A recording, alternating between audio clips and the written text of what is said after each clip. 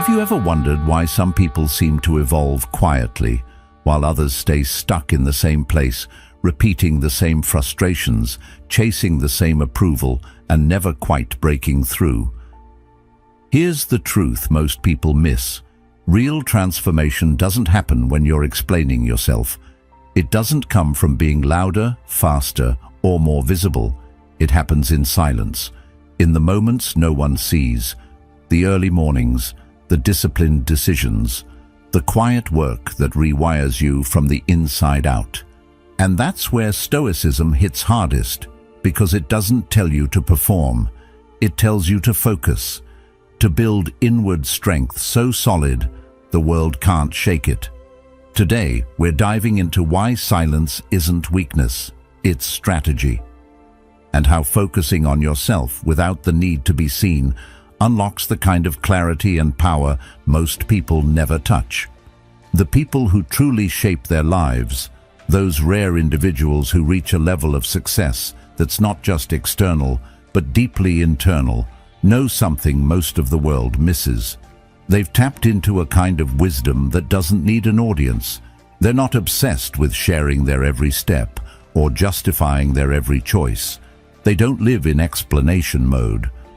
While others are trying to win arguments, gain approval, or craft the perfect image, these people are quietly, relentlessly building. They move with a kind of calm certainty, the kind that comes from not needing validation.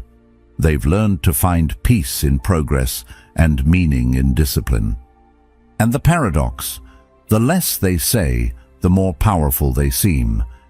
Because there's something magnetic about those who operate in silence. You can sense it when you're around them. Their presence speaks without words. You feel their focus, their clarity, their inner stillness, and none of it comes from trying to be impressive. Plato once said, "Wise men speak because they have something to say, fools because they have to say something." It's not about muting your voice. It's about making sure what you say is anchored in substance, not just noise. But what is it about silence that makes it so powerful? Is it just restraint? Is it simply avoiding small talk or staying out of drama? Not at all. Real silence, the kind that transforms you, isn't passive. It's not just the absence of speech, it's the presence of depth. It's active, intentional. It's where awareness sharpens, where your thoughts settle, where your energy gathers and reorganizes. It's not empty, it's full of insight, of potential, of clarity.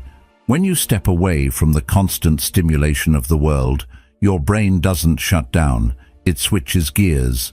It begins to operate differently. In that stillness, something incredible happens. You begin to see yourself clearly. The fog lifts. The path ahead starts to reveal itself, not because someone else handed it to you, but because you finally created space for it to emerge. Carl Jung captured this perfectly. Who looks outside dreams, who looks inside awakes. In silence, you wake up to your own patterns. You hear the stories you've been repeating in your mind. You confront the discomforts you've numbed with noise. And that's why most people avoid it.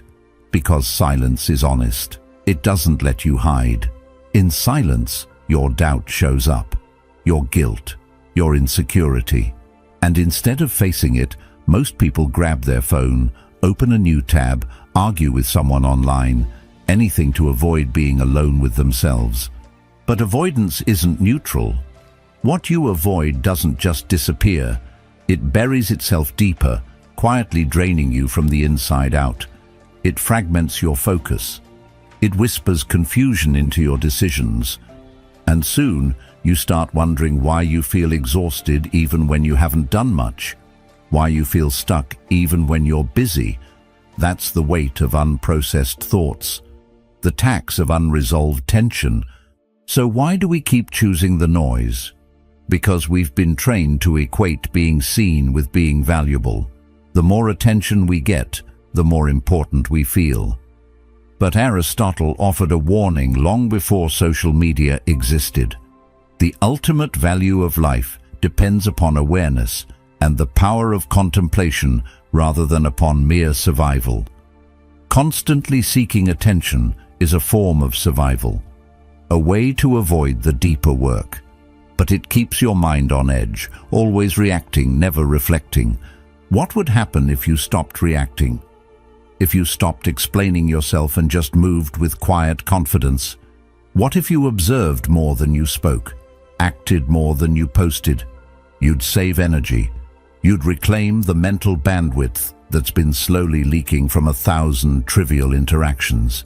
And that energy could be invested in mastery, in building something meaningful, in living a life that feels aligned, not just admired. Socrates said, "The unexamined life is not worth living," and silence, real reflective silence, is where that examination begins, not guided by algorithms, trends, or applause, but by honest self-inquiry, by the kind of stillness that allows your truest self to emerge. Your brain, despite what the world suggests, isn't built to process thousands of opinions a day. It's not designed for constant multitasking, reacting, comparing. It's designed to focus, to assess, to adapt.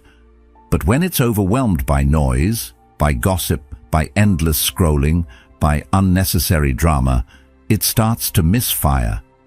You stop thinking clearly, you stop feeling grounded, you lose the edge that once made you decisive, sharp, and purposeful. And what's the real cost? Not just tiredness, not just distraction. You lose your intuition. You dull the very instinct that once helped you make bold moves. That slow erosion of inner clarity is far more dangerous than any single failure. Because without clarity, you don't trust yourself. You hesitate. You second-guess. But what if you chose a different path? What would your life look like if you reclaimed your attention and redirected it inward?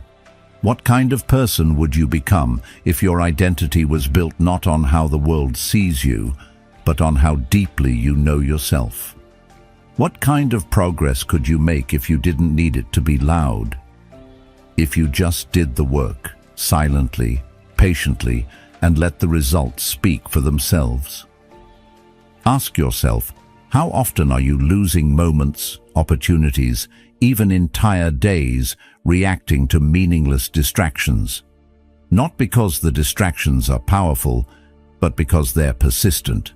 A message here, a headline there, a meaningless argument that sticks with you far too long. And before you know it, your day is gone. Not spent, but scattered. You feel drained, not from effort, but from fragmentation, like 1,000 tiny cuts that don't bleed you dry all at once, but over time steal your focus, your drive, your clarity. How often do you feel exhausted not because of physical strain, but because your attention was pulled in too many directions? That's not just a feeling, it's a neurological reality. Your brain, specifically your prefrontal cortex, is wired for deliberate thought, for concentration, for vision. It thrives on clarity, not chaos. When it's given silence, it resets, it recalibrates, it begins to focus again. And out of that silence, something most people never tap into begins to emerge: control. But what is control really? It's not about overpowering others or rigidly suppressing emotions. Control is self-mastery. It's when your actions align with your values, regardless of who's watching. Aristotle said, "What lies in our power to do, lies in our power not to do." True control is choosing not to react, not to prove, not to perform. And that power lives in your prefrontal cortex, not the limbic system that urges you to scroll, argue, or compare, but the part of you that plans, focuses, and commits. Here's something psychology and philosophy both agree on. Your identity is shaped not by what you say, but by what you consistently do. You can tell the world you're disciplined, driven, focused. But if your behaviors say otherwise, your brain knows the truth. Carl Jung once said, "You are what you do, not what you say you'll do." That's not just a poetic idea, it's biology. Your brain wires itself based on repeated action. When you wake up early, exercise, resist distraction, your prefrontal cortex is strengthened. Neural pathways solidify. You're not just acting differently, you're becoming someone different. But isn't motivation supposed to help with that? Isn't that what keeps us moving? Here's what most people miss.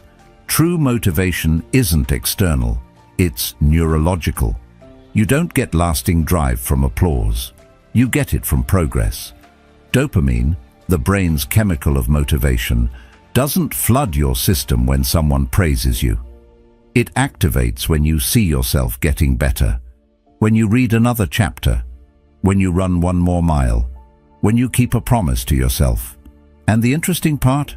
This all happens best in silence, in those moments no one sees.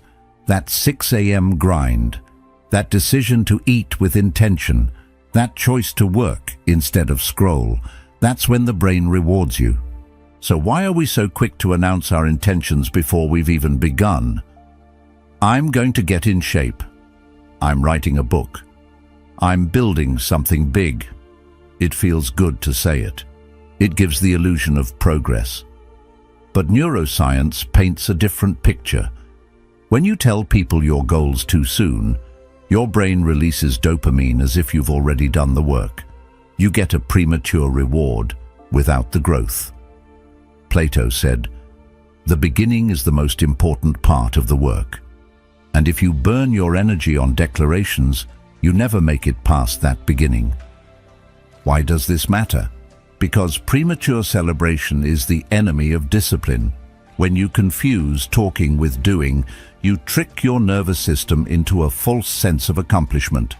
You build an identity based on perception instead of performance. And when the applause fades, you're left with no system, no discipline, no momentum. So what's the alternative? Say less. Do more. Let your actions build the narrative. Let the silence be the forge where your new identity takes shape. Not because you told the world who you're becoming, but because you quietly became it. Real transformation doesn't come from posting declarations or collecting claps. It doesn't come from perfectly crafted status updates or sharing your grand intentions with the world. It comes, quietly and stubbornly, from your daily systems, the tiny, repeated decisions you make when no one's watching. You wake up at the same time each morning. You show up to your workout not because someone's tracking you, but because you said you would. You open that book, you sit with that project, you resist the scroll. And in doing so, you slowly rewire your brain. Not in some abstract, symbolic way, literally. Your neural pathways shift. You create new circuits of discipline, focus, and drive. And what the world eventually sees as change is just the byproduct of the consistency they never noticed. Why is it that people only notice transformation once it's already happened? Because growth is mostly invisible. It happens in the early mornings, in the late nights, in the decision to try again when you could have quit. The world loves results, but it's blind to process. And here's where it gets uncomfortable. Real growth doesn't just separate you from old habits, it separates you from old versions of yourself, from people who are still attached to those versions. So what happens when your actions start to shift, but your environment doesn't? That's when the friction begins. The people closest to you, friends, family, co-workers, they start to question. Not necessarily out of malice, but out of discomfort. Your evolution disrupts their comfort zone. It challenges the fixed image they've held of you. As Carl Jung observed, the most terrifying thing is to accept oneself completely. And by stepping into a new self, you're forcing others to reconsider who you are, and maybe who they are too. Can you handle that? Can you remain silent in the face of confusion, criticism, or even mockery?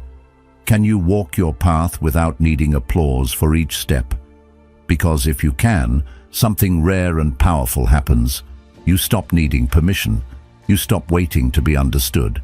And in doing so, you become internally untouchable. You develop a kind of resilience that isn't reactive, it's rooted. Not because you never feel doubt, but because you've trained yourself to keep moving forward in the silence, despite it. This is what Stoic philosophers meant by strength of character. Marcus Aurelius wrote, "Waste no more time arguing what a good man should be one." There's no need to advertise who you're becoming. No need to justify your standards or narrate your discipline. Just be it. Quietly, consistently. Look back through history and you'll see a pattern. The people who left a lasting impact didn't waste their energy explaining every move. They focused on execution, on becoming, on delivering. Think about it. Lions don't announce their presence in the jungle. They stalk in silence, focused, lethal, patient. Surgeons don't yell during an operation. They move precisely, attentively, every gesture deliberate. Their silence isn't absence, it's presence. Complete, focused, immersive presence. So what if your silence isn't a void but a signal? What if it's not a lack of expression but the highest form of discipline? The kind that doesn't beg to be seen because it already knows its value. The kind that doesn't chase applause because its reward is the quiet momentum building beneath the surface. That's the kind of silence that transforms. That's the kind that eventually speaks so loudly, no words are needed at all. And the question is, are you willing to become that person, even if no one claps? Attention isn't just focus. It's energy, real biological energy. And like any form of energy, it runs out. You only get so much of it in a day. Your brain runs on neurotransmitters like norepinephrine and acetylcholine, the chemicals that fuel your ability to concentrate, plan, and act with purpose. But they're not limitless. Every time you check your phone for no reason, every time you open 5 tabs and don't commit to one, every time you argue just to prove a point, you're spending that energy.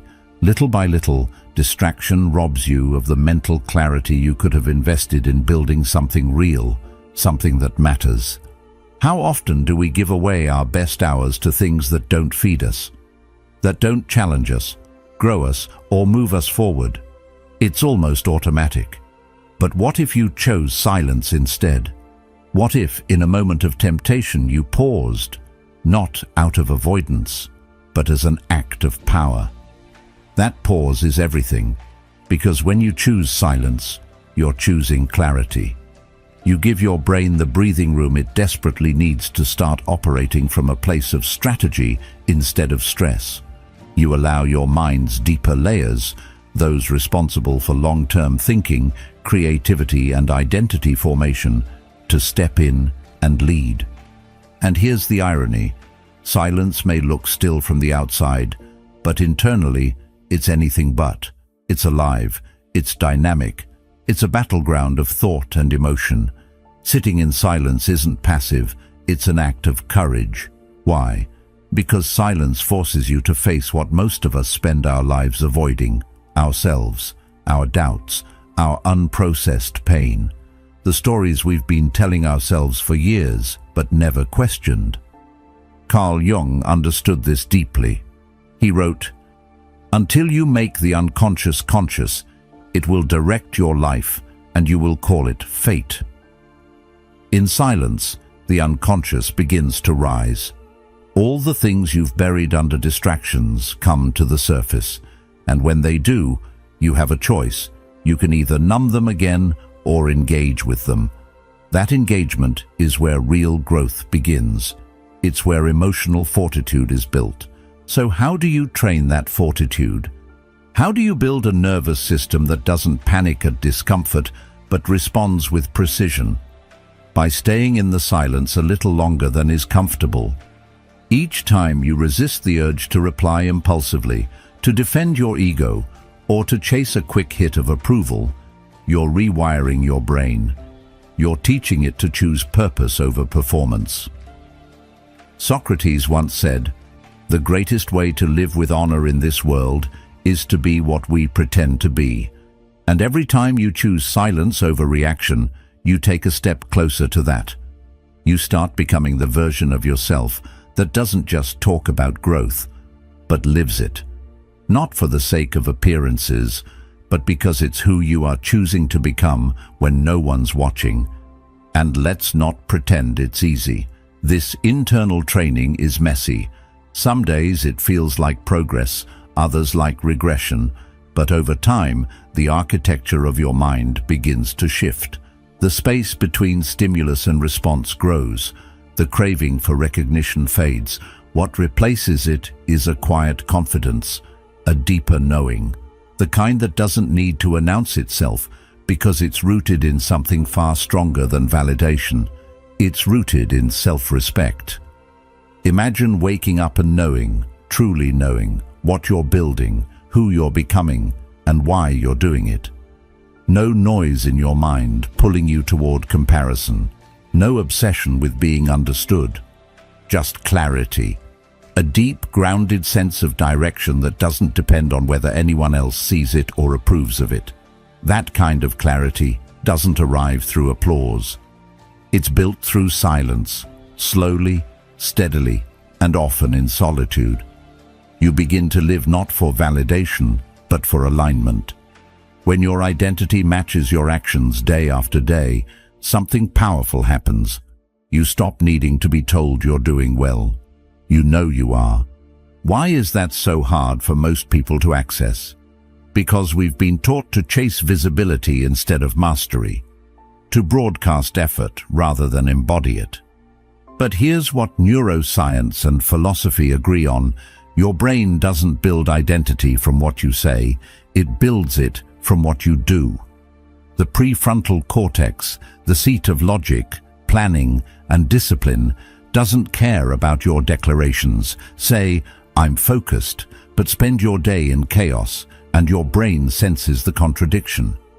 That gap creates internal conflict, a kind of cognitive dissonance that erodes motivation over time. But if you flip that, if your behavior consistently reflects your goals, even when no one's watching, then the brain starts syncing. It recognizes patterns, repetition, commitment, and identity in turn becomes stable. That's when real motivation becomes internal, not because someone praised you, but because you honored your own word. What does it look like when that transformation takes root? You begin to crave progress more than praise. You choose consistency over spectacle. Your dopamine system recalibrates. It no longer spikes at a notification or a like, but at the quiet win, finishing the work you said you'd finish, pushing through the resistance, holding yourself to a higher standard without needing witnesses. Plato wrote, "The first and best victory is to conquer self." And that victory is won in silence, not in spectacle. Have you noticed how the people you truly admire rarely explain themselves? They don't waste energy defending their process or detailing their every move. They let the work speak. Their focus is razor sharp, their discipline evident, not through slogans or statements, but through the results they consistently produce. That's not just confidence, it's clarity. And clarity, as it turns out, is one of the most powerful psychological tools we have. So why do they choose silence? Because it protects something far more valuable than public perception. It protects bandwidth. Every time you defend your choices, you spend mental energy that could have been used to refine them. Every time you explain your vision to someone who doesn't understand it, you dilute your own focus. Silence isn't withdrawal, it's preservation. It's the buffer zone where high-level thinking happens without interruption. Aristotle believed that excellence is not an act, but a habit, and habits are formed in the quiet spaces between noise. They're formed in the decisions no one else sees, in the discipline that never gets posted, in the hours of repetition that yield no instant gratification, But over time, that repetition becomes reality. That reality becomes identity. And that identity becomes power. The kind that no one can take away because it wasn't built for them in the first place. Transformation, therefore, isn't some grand cinematic moment where everything shifts. It's not a single breakthrough or a motivational high, or that one day you finally get your life together. It's not about the goals you post online or the promises you make to others. Real transformation is a system. It's daily, it's repetitive, it's often boring, but it's in that very repetition where power is forged. You don't rise to your goals, you fall to your systems. And here's the thing, goals are emotional. You feel inspired, so you write something down. You get excited, so you take a first step. But feelings fade, goals change, life gets in the way. What doesn't fade is structure. Systems are built on behavior, not mood. And when you start putting structure into your life, when you wake at the same time each day, move your body consistently, eat with purpose, eliminate the clutter, you stop relying on motivation. You start depending on rhythm, and rhythm is far more reliable than inspiration. Why is this so important? Because without structure, your mind wanders. Your emotions take the wheel, and that leads to inconsistency, which is the enemy of identity. As Aristotle wrote, we are what we repeatedly do. Excellence, then, is not an act, but a habit. You don't become excellent by having excellent thoughts. You become excellent by building habits that support the kind of person you want to be, one action at a time. And it starts with the body. There's a reason the Stoics trained themselves physically as much as mentally. They understood that discipline in the body translates to discipline in the mind. When you train, you're not just improving your health, you're reshaping your relationship to effort. You're learning to show up even when you don't feel like it. You're learning to endure discomfort, to push past resistance, to stay the course without needing immediate reward. That's not vanity, that's inner development. But let's be honest, the beginning is hard. Silence feels unnatural at first. Routine feels restrictive. You'll want to break it. You'll want to prove to someone that you're working hard. You'll want to shout your progress, to gain approval. But that's the trap. Carl Jung once said, "Your vision will become clear only when you look into your own heart." Silence isn't absence, it's presence. When you remove the distractions, the noise, the endless performance, you're left with you. And that's where real transformation begins. The more you sit in that discomfort, the more your mind adapts. Slowly, you stop craving the noise. The urgency fades. The fear of being unseen dissolves. And what's left is this quiet, powerful presence. Steady, focused, clear. You start making decisions that are aligned. You stop explaining yourself to people who never took the time to understand you in the first place. You walk your path, not because people are watching, but because it's your path. Have you ever noticed that the people who carry real gravity in a room are often the quietest? It's not about charisma, it's about coherence. They aren't fragmented, they aren't performing. They've done the internal work, and it shows. They've chosen silence, not as withdrawal, but as refinement, as control. Socrates believed that the secret of change is to focus all of your energy not on fighting the old, but on building the new. That's exactly what silence allows. Eventually, your quiet consistency becomes impossible to ignore. But by then, the recognition won't matter. You'll already be living from a place of internal reward. You won't need applause to know you're on the right path. The peace you feel, the strength you carry, the clarity you protect, that will be your reward. And no one can take that from you. Because it wasn't given to you by the world. It was earned in silence. And in the end, that's what real transformation looks like. Not loud, not dramatic, but steady, rooted, deliberate, built from the inside out. Silence isn't weakness. It's where real strength begins. It's in those quiet moments, when no one's watching, that you shape the version of yourself the world eventually can't ignore. You don't need to announce every step. Just keep taking them. Keep showing up. The results will speak when the time is right. Thanks for being a part of Stoic Journal. Stay steady, stay focused. And when you're ready, come back. We'll be right here.